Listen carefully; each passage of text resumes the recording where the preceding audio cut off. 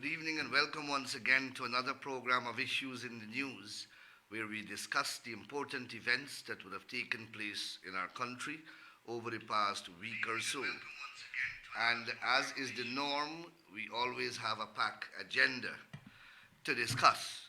And I want to begin by, first of all, saying good evening to all those people who are joining us in Region 5 from Ahika to West Coast Berbice on television. Good evening. Those of you who are joining us on television on the east bank of the Berbice River from Mara all the way to New Amsterdam, good evening. And those of you who are joining us from New Amsterdam all the way to Crabwood Creek and Molson Creek on television, good evening and welcome once again to another program of Issues in the News. To our listeners and viewers who are joining us on Freedom Radio, welcome once again to another program of Issues in the News. And last but not least, to the tens of thousands of you who are joining us on Facebook Live across Guyana, the Caribbean, North America, Europe, Asia, and as far as Australia and New Zealand, welcome to another program of Issues in the News. And as is the norm, I said I would like to make this program interactive, and I know many of you, Michael C. Prasad Sr., all of you who are joining us on Facebook Live, Suresh Ramatar, good evening. Ethan Dan, good evening. Tara Sobrian, Pamela Prasad, Parasuram Harinarayan, Vijay James, Sinclair, good evening and welcome to another program of Issues in the News. I want to read your views, I want to hear your views so that we can interact. Krish Ramlochan, welcome to another program of Issues in the News. Harold Paramlal is also watching, and we have audience joining us from across North America, across Guyana, and further afield. Welcome once again to another program of Issues in the News. I want to begin by informing you that today the Commission of Inquiry appointed by the President was formally established, with the commissioners being sworn in at the office of the President by the learned Chief Magistrate of Guyana. Those commissioners, Stanley John, former Justice of Appeal, a Trinidadian, is appointed the chairman. Former Chancellor Carl Singh of Guyana is appointed a commissioner, and Mr. Godfrey Smith, a former Court of Appeal judge of the Eastern Caribbean Court of Appeal, who hails from Belize, is also a commissioner. So this is a very high-profile team comprising of outstanding jurists who would have distinguished themselves across the Caribbean. These are people of high international standing and reputation, and they would be conducting the inquiry. The terms of reference have been made public late this evening, and they invite an inquiry into certain events leading up to, connected with, and being part of the March 2nd, 2020 regional and general elections. So you had events that were leading up to the elections, that are connected to the elections, which the terms of reference invite interrogation of. These would obviously include the attempt at scrapping the national database by an unlawful house to house registration process. It would include examination of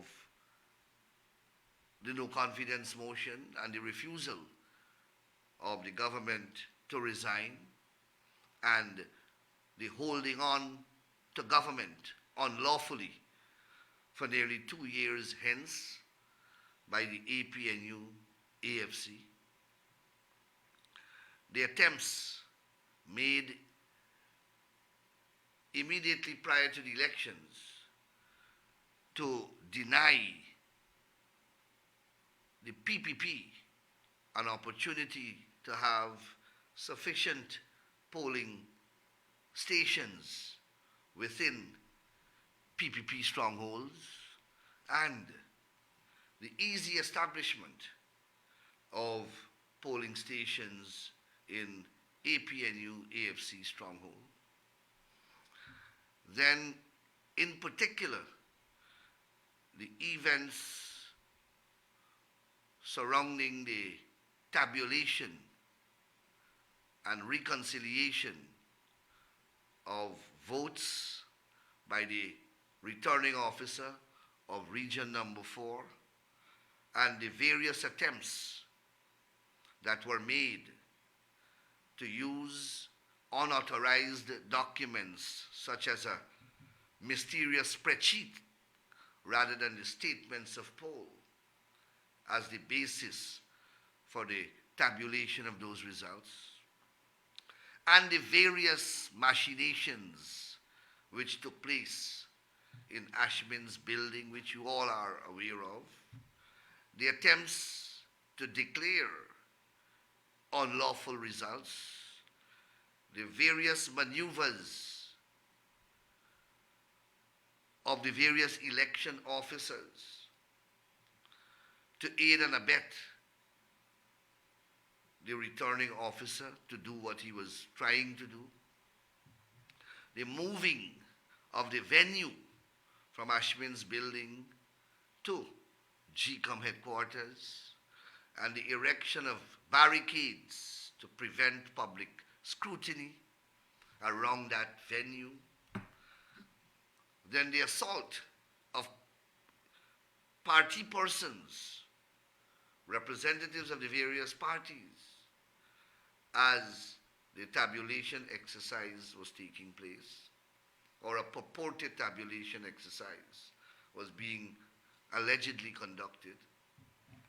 The use of a bed sheet on a canvas and the posting of documents that no one was able to decipher, which they were informed were statements of poll, but no one could see the writing, and they were smudged and they were removed from the screen before any serious tabulation could have been done, and any serious examination of what was on the screen could have been done by the representatives of the party.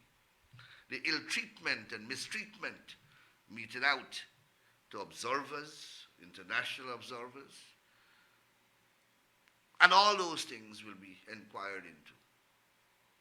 Then also the various attempts that would have been made to prevent the national recount from taking place. And then after the recount took place, the attempts that were made by the chief elections officer and others to alter the lawful results of the elections and to try to declare falsified and fraudulent results and all the court actions that flowed therefrom. All these matters are going to be publicly inquired into by this commission. We will try to stream the proceedings live so that you can follow it. And any person, including APNU AFC, would be free to have their grievances heard. They would be free to come and prosecute their case, they would be free to come and ventilate their grievances, provided, of course, they fall within the terms of reference of the Commission. So, the APNU AFC would be given another opportunity of ventilating all these fictitious, all these fanciful, all these manufactured, all these concocted allegations that they keep repeating in the public domain. Every sensible commentator, not even commentators that are supportive of the PPP, have said very clearly in their public commentaries that the quicker these people stop talk about the 2020 elections and stop talking about their grievances, it would be better for their sanity, it would be better for their credibility, because the world saw what they attempted to do. And this silly and incredulous and clumsy narrative that they keep creating and repeating, pretending to be the victim, is simply a circus and is a clown show, to use what I see is a popular term now. But they keep repeating it. And as expected, anytime there is an attempt to ventilate their concerns, they are not participating, or they are incompetent to participate. And I'm going to expand what I mean. So, they made a series of complaints to GCOM during the recount process, in which they claim dozens of people voted illegally, and there was impersonation, voters impersonation, and dead people voted, and foreign people voted, all manner of madness.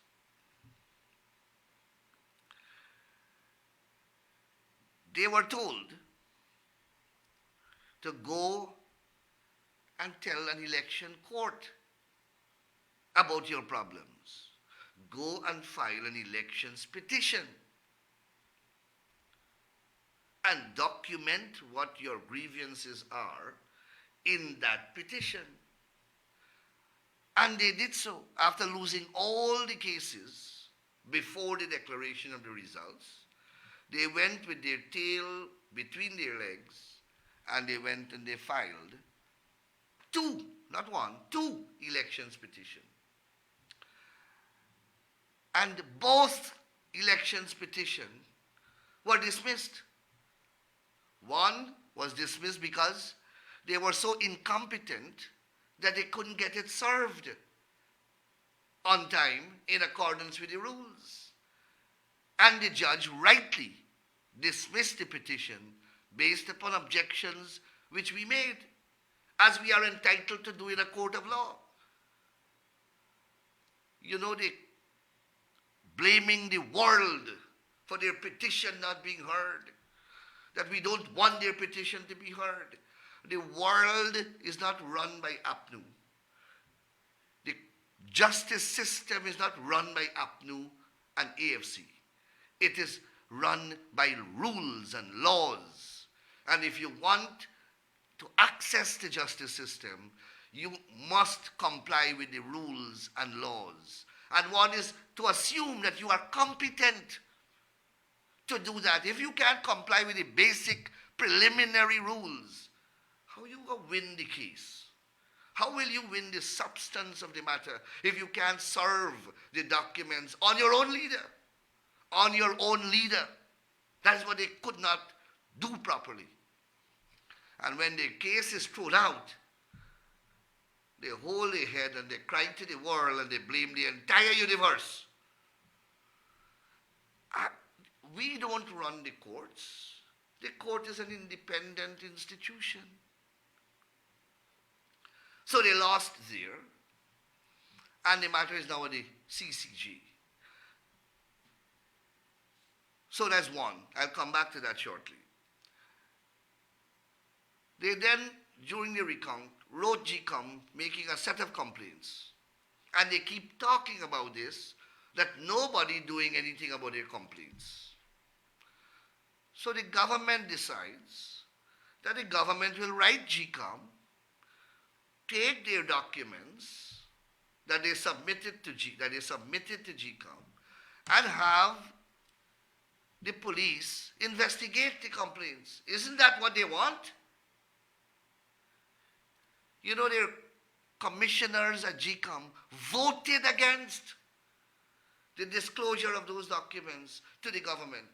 I wrote on behalf of the government. They refused. GCOM had to go to a vote. These are people who are complaining publicly about their complaint not being investigated. And here it is, you have a government who is saying, give me the documents, GCOM, and we will ask for the investigative agency to investigate it. Lo and behold, they are opposed to that. Alexander and all of them voted against it. These people are living on a planet of their own. They change the goalpost every day and on every issue. Nothing they say make logical sense. So today I listened to Roysdale Ford at a press conference. And this guy is becoming like his leader. Every time he speaks now, he exposes his lack of rationality. I don't know if they don't speak, if the APNU leadership do not speak with their commissioners, or I don't know it's because Mr. Ford is a Johnny-come-lately and perhaps they were not informing him of these events. But when they submitted those documents under the hand of Joseph Harmon to GCOM, GCOM consists of the chairman and 6 commissioners, 3 of whom are theirs. The commission received the documents and sent it to the various agencies, the Immigration Department and the General Registrar's Office, and those places sent back a response which is known to all the commission. They know. Today I listened to Roysdale Ford and he's telling the country that they didn't know that their complaints were forwarded by GCOM and GCOM received the responses from the Immigration Department and the GRO. They didn't know that. 2 years after, they're coming now to say that they didn't know that, and their commissioners are sitting at the very meeting where all these things are discussed. But they are afraid of the investigation. They are afraid of the investigation because they know, and you would recall how many people whose names were on those lists that they submitted as dead and as being outside of Guyana came forward on television and on the social media and presented themselves saying that, well, obviously they're alive, and they voted or they did not vote. And They are in Guyana and were in Guyana on elections day. These clippings were rampantly available.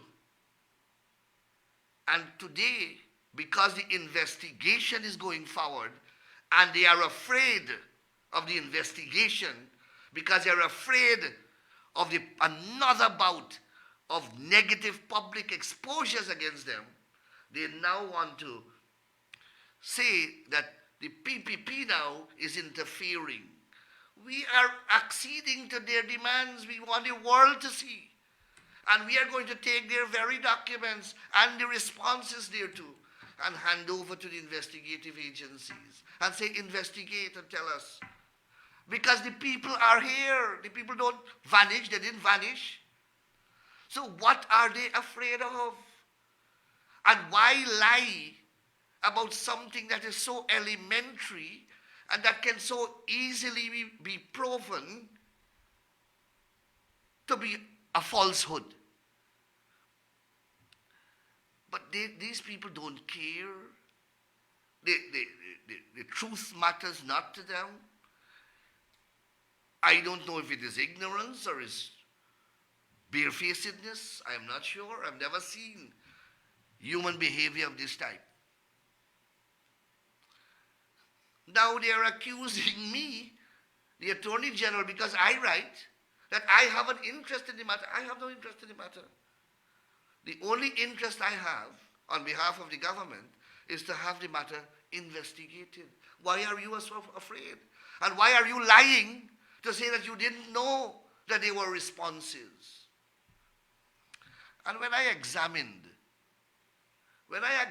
what they submitted, the total number of persons whom they claim were dead and not in Guyana, the totality of their complaint, let us assume for a moment that it was the truth. Let us assume that the allegations that they are making were true. It's a few hundred persons. Not more than 500. Not more than 500 persons when I went through the records. They lost the election by 15,000 votes. They lost the elections by 15,000 votes. But 300 would make a difference, 400 would make a difference. These people don't even think before they speak. And they spin this victimhood narrative that they are a victim of fraud. When they go to the court, they are so incompetent, their petition is dismissed. You can't even help them there. You set up a commission of inquiry to investigate it, they don't want to be part of it. You want to investigate what they are complaining about, they create another narrative. I am doing this so that the Guyanese people, sensible people, even those who voted for them, you must understand that you have to delink from this grouping. You must realize that. This is a hopeless, useless bunch. If you don't wish to support the PPP, find somebody else. You cannot be linked to this unhinged group. This is not a normal, rational, logical bunch of people. Nothing that they say, nothing that they do makes sense. And you know, once you're objective and dispassionate, you know what I am saying because you are hearing it. You are seeing it. You are hearing them. You are seeing them. And to you, also supporters of them, I am sure that they are not making sense. They are not making sense. I have looked up for some of these videos that were available, and I asked my operator to cue a couple of them up.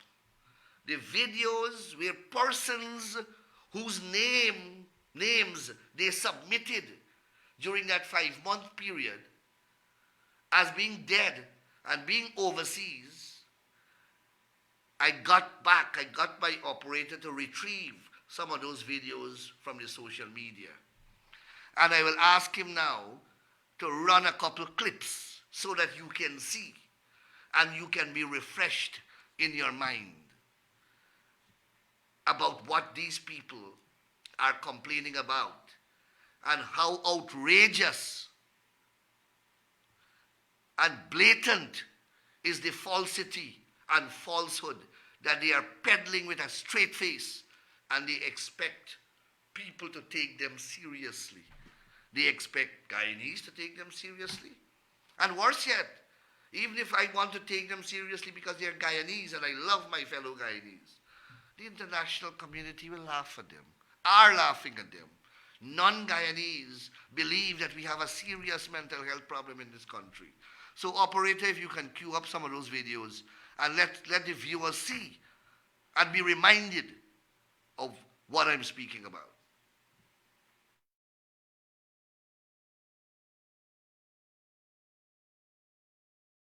What is your name? Nandlall Ali.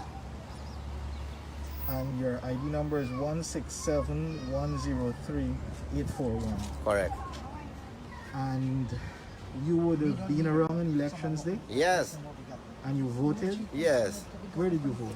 Right at the school at the back there. Covent Garden. Yes. So nobody could have possibly voted in your space. No. Maybe they're right there for vote. Good news, good there? Okay. So his name is Sidney Douglas Jones.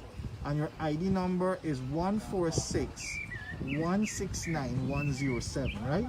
That is your uncle? Yeah, Right? yeah. And you were around on elections day? You were around on elections day? Yes. And did you vote on elections day? Well, I didn't, yes. You're sure you vote on elections day? Yes, I voted at Diamond. Oh, you're registered to vote in Diamond. Oh, okay, but nobody would have voted in your space or... No. You voted? Okay, we just want to confirm that. That you were around, you voted, you weren't overseas or anything, and obviously you're alive and well. Right? Thank you very much. So your name is Karishma Kimberly Ratnam. Yeah. And your ID number is 144938468, right? And were you around on elections day? Yeah. And you voted? Yeah. Where did you vote? Covent Garden Primary School. There's no way possible you were elsewhere and somebody voted for you. No. You voted for yourself. Yeah. Thank you very much. Yeah.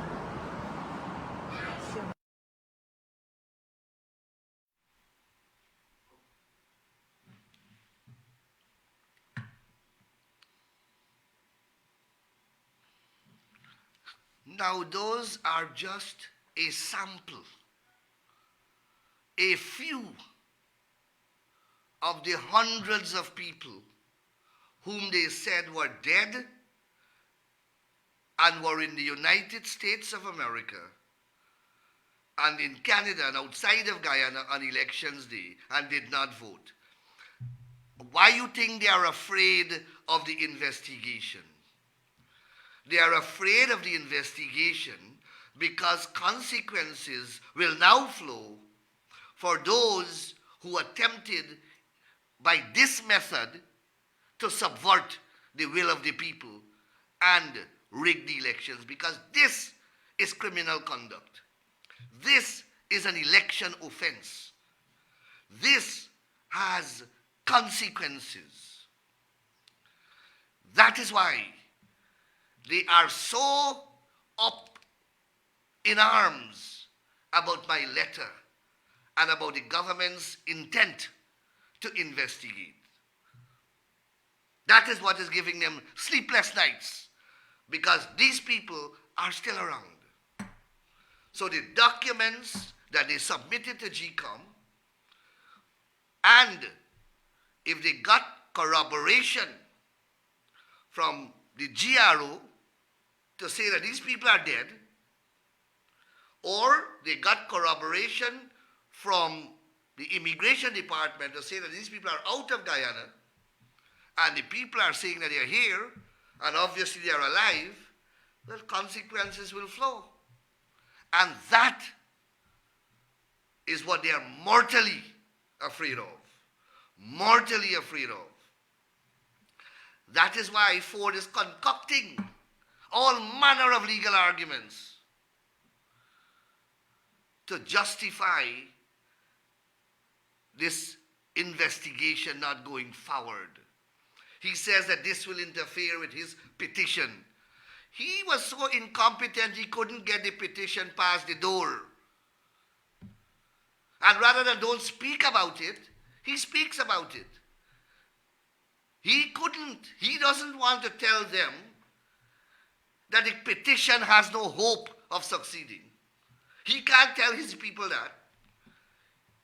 So he goes around and gives them some false hope that there is a petition, some petition somewhere. And Guyana should stand still until he rectifies his incompetence. We have to wait until a court finds that he was not wrong. That is what everything must stop until Ford's incompetence is reversed by some other tribunal. The world must come to a halt because his petition is this important thing. We mustn't do anything else because he has a petition which did not last 2 months in the court system. These guys something is wrong. Something is seriously wrong. Now they start to attack the Commission of Inquiry now. That will interfere with their petition. They don't have a petition. Both were dismissed. And both are in the appellate system. And I dare say neither will succeed. Neither will succeed. If their petitions were competently filed, perhaps it would have been dismissed in the end, but we would have gotten an opportunity to interrogate it. But they couldn't even get that right. We could have gotten an opportunity to let them see who they will bring to justify their allegations. But how can you blame me? Or how can you blame the PPP for them not being able to prosecute their own petition, to put forward their own case? You want to blame me for that? Oh man, I am being blamed for too much. You can't blame me for your own incompetence, your own failure to present your own case in front of a judiciary. That is what they want to do. Sometimes when I reflect upon these people, all I can do is smile. There is nothing else. But I know that this argument that they are peddling is now coming to an end because the Commission of Inquiry, you have the criminal charges that are pending, you have, well, whatever their petition is worth, and now you have this investigation. So I don't know how far and how much they will hide. They must be caught somewhere in all these investigative inquiries. Recall they went to the court. How many times during the 5 months? And on every occasion, they were chased out. It's not that they were not going, they're going. They went to the recount, the CARICOM recount team that they appointed, that they said is the most appropriate interlocutor. They chose the CARICOM team. They chased away Carter Center. They chased away the Commonwealth. They chased away the OAS. And they said they want the CARICOM team. And the CARICOM team listened to them and examined their documents and then chased them out. that their allegations lacked credibility, that they were concocted and fabricated, and they did not bring the evidence to establish any of the wild, reckless allegations that they were making. But they continue to sing this song. So it's part of my function, unfortunately, to deal with it every time it arises, and I will continue to do so. So on that note, let me inform you that yesterday, Monday, yesterday, the trial begun in the case filed by Christopher Jones and Norris Witter, in which they challenged the NRF Act, the Natural Resource Fund Act. And this relates to the 29th of December fiasco in the National Assembly. So my friend Ramjatan took the stand, and I had him for a good few hours, and he answered, I don't think he had much of a choice. We have a video. They behaved like hooligans. Their behavior was an exhibition in vulgarity. They behaved in the most raucous way. They behaved in the most disorganized and disorderly way. They defied the rulings of the speaker repeatedly. They left their seats when they were not permitted to do so. They marched and they danced and they chanted in the well of the parliament, a prohibited place. They blew whistles. They were whining and gyrating as Ashley Singh was speaking. We have all on camera. What can poor Ramjatan say when he goes into the witness box, other than answer all the questions in the way that I would like him to answer it? He didn't have a choice, poor fellow. So he gave all the answers, which I don't think he could have answered in a different way. And that is part. Ramjatan was the only one who did not misbehave. And if Ramjatan was the only one that did not misbehave, what is wrong with your brain for you to bring that man as your witness? These guys, I don't know. That's what I'm saying to you. I work every day. I see these things, perhaps in a close-up way that many people are not seeing it. You have one man who is not on the camera, who, for whatever reason, stood in his seat. And you have the rest of the parliament dancing and whining and gyrating and breaking mace and shouting and blowing whistles. And you're not bringing them who will want to defend themselves. You're bringing the one man who didn't do any wrong to speak about the day's proceedings. What you think he will say? You think he's going to implicate himself innocently in something that he didn't do? Is it not simple common sense? But that is the witness that they call.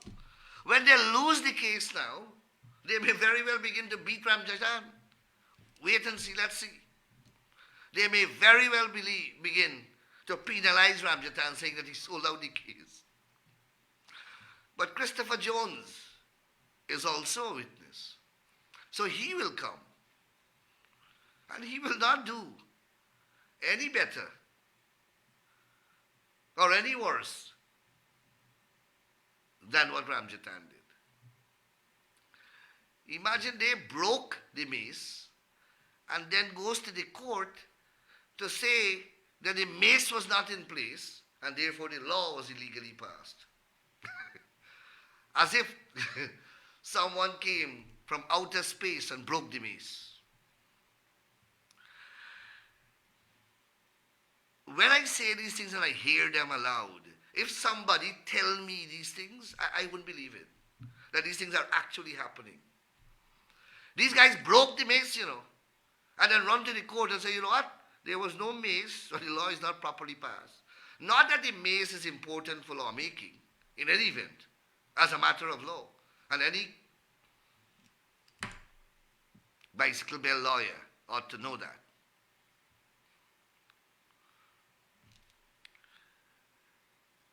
They walked out of the parliament, walked out after the bill was passed, and then said that they didn't get an opportunity to speak. I don't know if Manzoor Nadir was supposed to go out of the convention center with a mic along the railway embankment road and in the parking lot and hand them the mic and say, hello, hello, you forgot you didn't speak, come, you have to speak. I don't know if Manzoor Nadir, a speaker, was expected to do that. For me, I don't think so. I never saw that in any rule book or any standing orders. But that is what happened. And rather than sweep that under the carpet as an aberration, let the people forget that. You had a bad day. It was a bad exercise of judgment. They take it to the court so that we can relive it one more time. So that the world can hear about it at another time. So that I can speak about it another time. So that all the newspapers can write about it another time. And you are telling me that these are people that got their heads screwed on properly? Is that the behavior of rational, sensible human being? You ask yourself those questions. You have witnessed all of these things. All of you would have done things in your life that you are not proud of. That you would like people to forget. Or if you're not proud of something or you misbehave, you had an impulsive reaction, you were angry, you were overcome with emotions, and you lost your sobriety for a moment, you would want people to forget that. You don't want to bring back that as a topic. These guys going to court about it.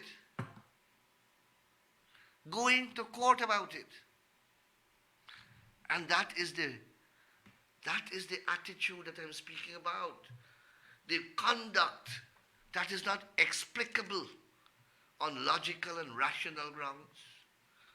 You have to use some other type of methodology to interpret this behavior. And that's what we are dealing with here. Today also, let me move on and talk something positive. Today also, I, on behalf of the government of Guyana, under the Support for Criminal Justice project, donated to the Guyana Police Force $17 million worth of computers, printers, and scanners. These equipment are intended to be used by the police for the preparation of statements that are to form evidence in the court system when charges are laid. Every time you make a report, you have to give a statement in support of that report if prosecution is going forward. And it is that statement that essentially becomes your evidence when the trial of the matter begins. Historically, the police have been doing handwriting of statements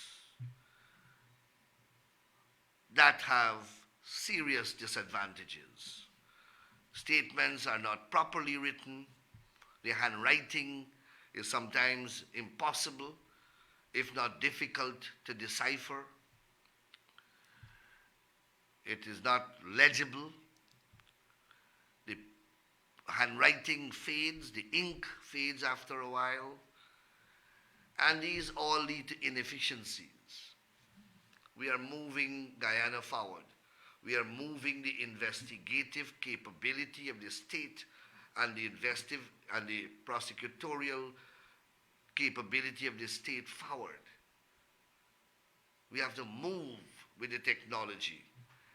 So now we have donated enough so that every region in the country ought to have the requisite equipment so that statements are typewritten and stored on a computer. That is where we are moving now.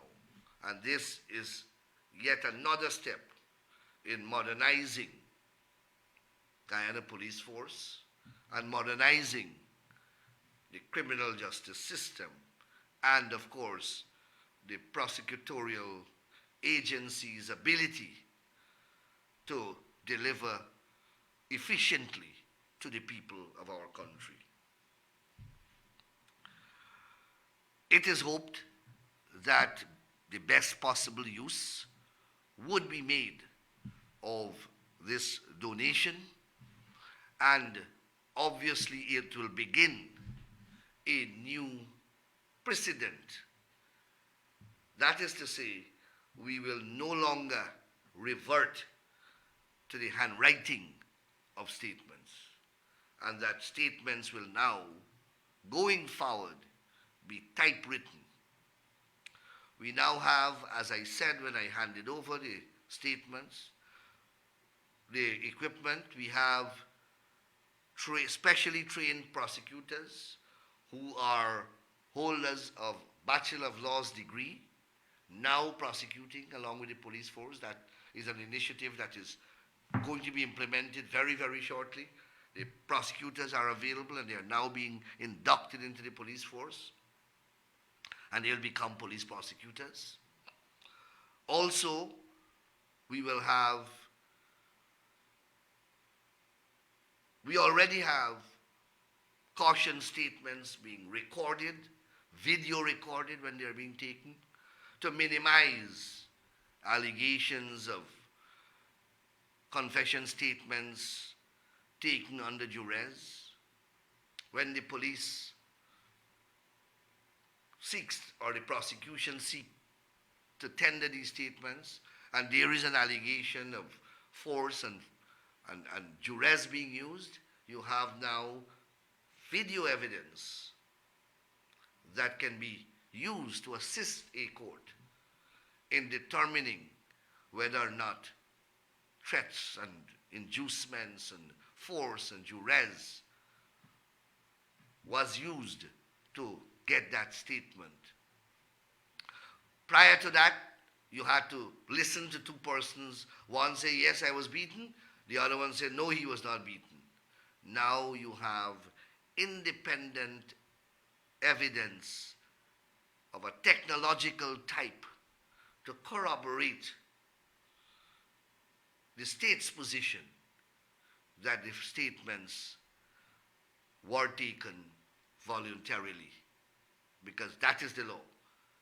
Involuntary statements are inadmissible. Only voluntary statements are admissible. So that is a work in progress. You would have seen I accompanied His Excellency the President in a wonderful visit in my community of Annandale, and met with one part of the community, and a number of issues were raised, and they are now being addressed by a number of ministers.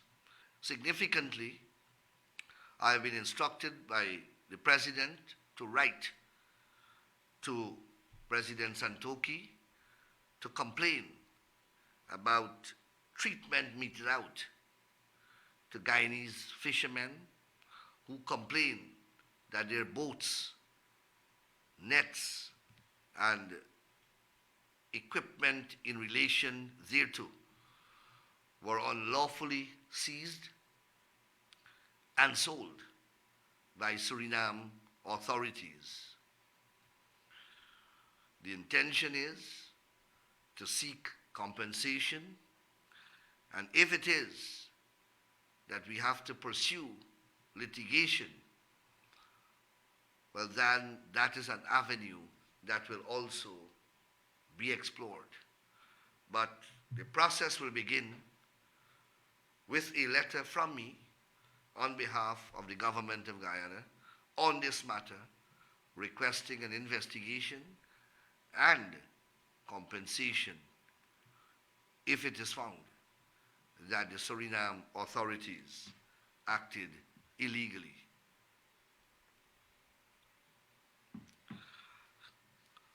So that will be done very shortly. Saturday, we opened a school, a nursery school at Martysville, Monrepos, on the east coast of Demerara. And I took the opportunity, beautiful school, first of all, and I took the opportunity of reflecting on how we are transforming this country. Martysville 30 years ago used to be rice fields, cow pastures, and today Martysville has some of the most modern houses. Some can be described as mansions. It has over 1,000 residents in that area, over 1,000 residents. And just 25 years ago, it was abandoned lands. Cows used to graze there. And that is the story of the PPP. You have paved roads, concrete drains, electricity, potable water, and you're speaking about a 1.5 miles of houses, all done over the last 25 years. And the scheme is expanding even more because there's another phase of the scheme that is currently under construction. That is what we are doing for Guyana, and we are doing it in every community. Of course, the racists will hear me speak about Martysville, and they will say I'm not speaking about the other areas. But go across the length and breadth of Guyana. We are building across this country. I spoke about an 8 million water treatment plant in Bachelor's Adventure. I spoke about another water treatment plant at Buxton Falls. But from the time you speak about an Indo-Guyanese community, the racists began to beat their racial drums. It's as if you mustn't do anything for any other group in this country. We mustn't do anything for the Amerindians. We mustn't do anything. Anytime you do anything for any other community, this bunch of racists come out and they make comments on the Facebook page if you post a photograph. While I was walking in Annandale, one of them is asking, "Oh, you're not going to Beirut?" We have been to Beirut and Melanie. We have been to Buxton. We have been to Golden Grove. We can't go to all the communities at the same time. The president was at Mocha. But these guys are racially, well, you know, I think that they're sick, mentally ill. Racism is an illness. All they see is racism. Race, that's all they see. When you go to an African village, sometimes they stay silent or they accuse you of going to play politics. When you don't go and you go to another community, you are labeled a racist. And these are educated people I'm speaking about, And I will begin to call their names. I'll begin to call their names who comment on my Facebook page. I think that's a good measure. And I will deal with them one by one for these racial outpourings, wanting to divide this country. But they will not succeed. They will not succeed because they had APNU AFC had a protest today at GCOM. They had a protest at GCOM today. Somebody told me 20 or 25 persons turned up. Every day they're losing their relevance. And the bunch is getting smaller and smaller. So the racism will become more intensified. It's becoming more and more toxic. 15 years ago, 20 years ago, they call a protest. You have hundreds of people. We used to come out in front of GCOM. They would shut down Georgetown at the flick of a finger. Let them try to do that now. People are empowered. People are intelligent. This Facebook, this internet, this phone is a powerful educational tool. They want to keep people in ignorance. Because from the moment a person becomes educated, it's difficult to support them. From the moment you become enlightened, from the moment you become empowered, you will see how difficult it is to support these people and to support what they are saying and what they are doing and what they want you to do. They want to bring you on the road and bring you to protest. Where are their children? Where are their children? Let them put their children on the road. They don't. You never see one of their children on the road. Never. None of them. You will never see one of their children on the road. That is what they do. My brothers and sisters, I have exhausted my time with you. My operator is signaling to me that I have arrived at program time. I want to thank you very much for joining me this evening on another program of Issues in the News. I will be back next Tuesday again with another packed program. I will be a few days out of the country, but I'll be back in time for the program. Thank you very much and enjoy the rest of your evening. Good evening.